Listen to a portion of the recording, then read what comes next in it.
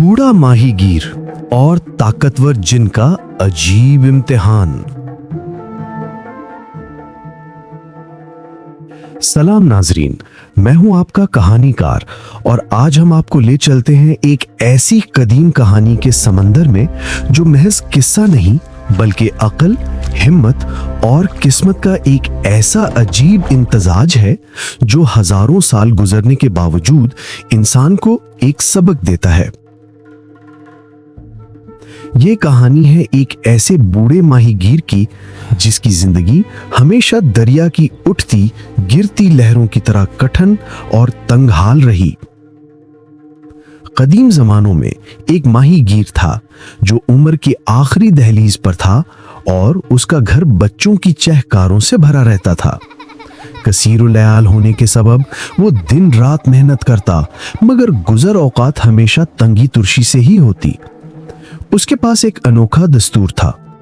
वो रोज सुबह सवेरे दरिया पर जाता और सिर्फ 4 मर्तबा अपना जाल फेंकता। जो कुछ भी हाथ लग जाता, ख्वाब मछलियां हों या समंदर का कचरा, वो उसे अपने खुदा की तरफ से अता करदा रिज्क मान के शुक्र अदा करता और घर लौट आता। एक सुबह वो हस्बे मामूल अपने कांधे पर फट्टा पुराना जाल लादे दरिया किनारे पहुंचा। सूरज अभी अपनी पहली किरणें नहीं बिखेर सका था। बूढ़े माहीगीर ने बिस्मिल्लाह कह के अपना पहला जाल दरिया की गहराइयों में डाला। जब खींचने का वक्त आया तो जाल बहुत भारी महसूस हुआ। उसके दिल में खुशी की एक लहर दौड़ी। आज तो लगता है कि रिज़्क़ ने खुद मेरे दर पे दस्तक दी है। आज मछलियां बेहिसाब होंगी।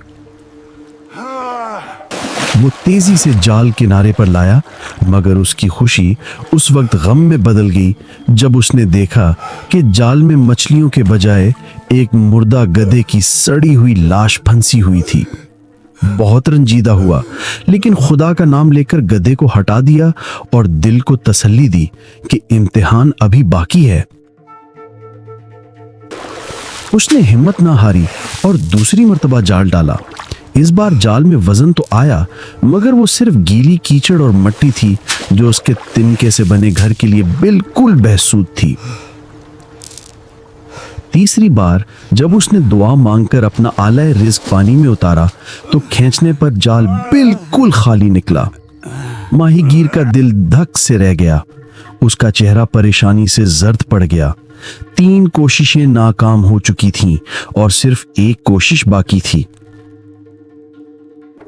माहीगीर ने दरिया के पानियों को देखा, फिर आसमान की तरफ नजर की और एक गहरी आह भर के बोला, ऐ मेरे परवरदिगार, तू मेरे हाल से वाकिफ है कि मैं 4 बार जाल डाला करता हूं और आज 3 बार डाल चुका, मगर मुझे मेरा रिज़्क़ नहीं मिला। अब ये आखिरी और चौथा जाल है जो मैं आपका नाम लेकर डाल रहा हूं। अपना रहम फरमाइए।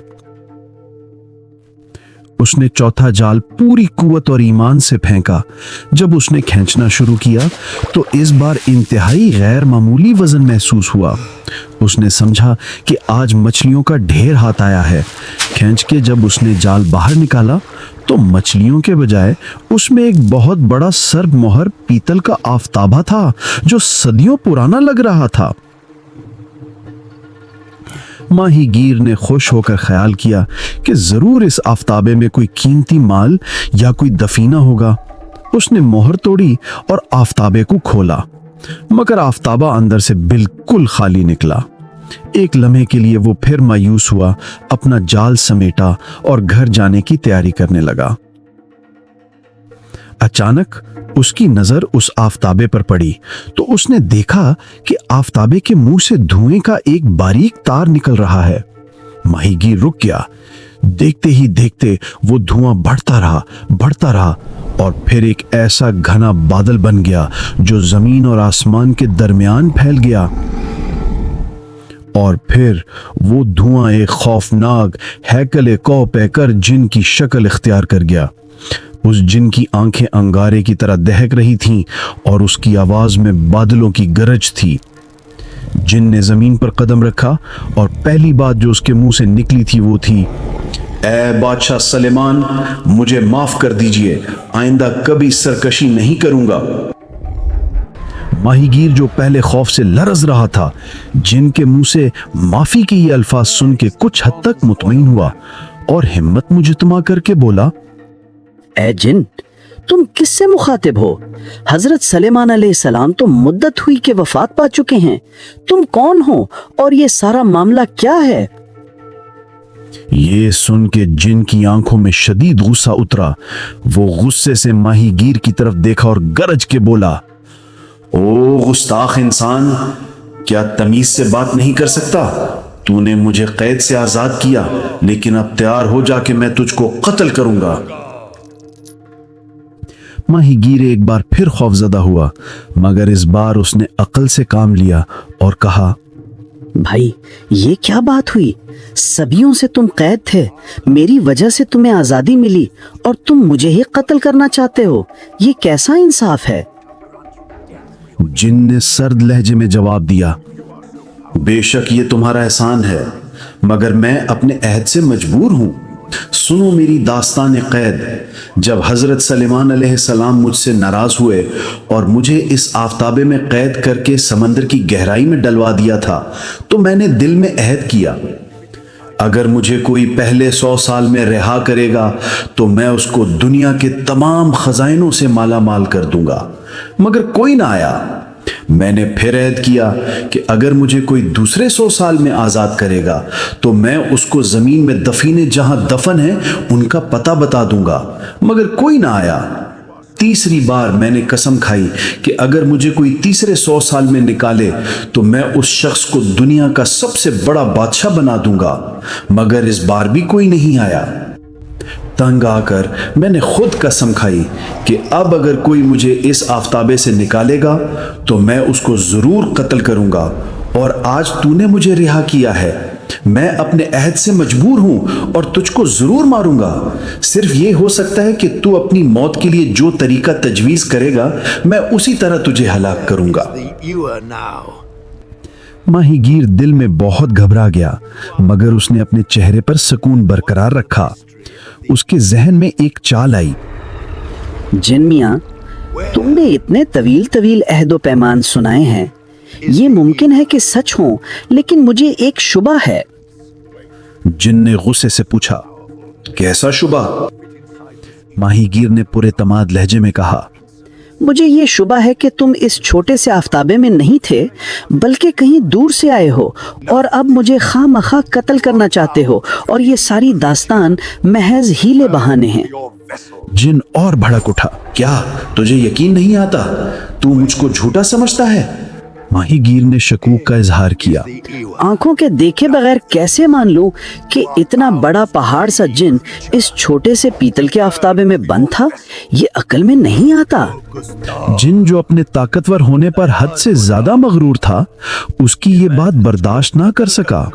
اپنی طاقت کا ثبوت دینے کے لیے اس نے کہا، اچھا لے دیکھ۔ جن پھر سے دھواں بننا شروع ہو گیا اور آہستہ آہستہ وہ سارا دھواں آفتابے کے تنگ منہ میں بھرتا گیا۔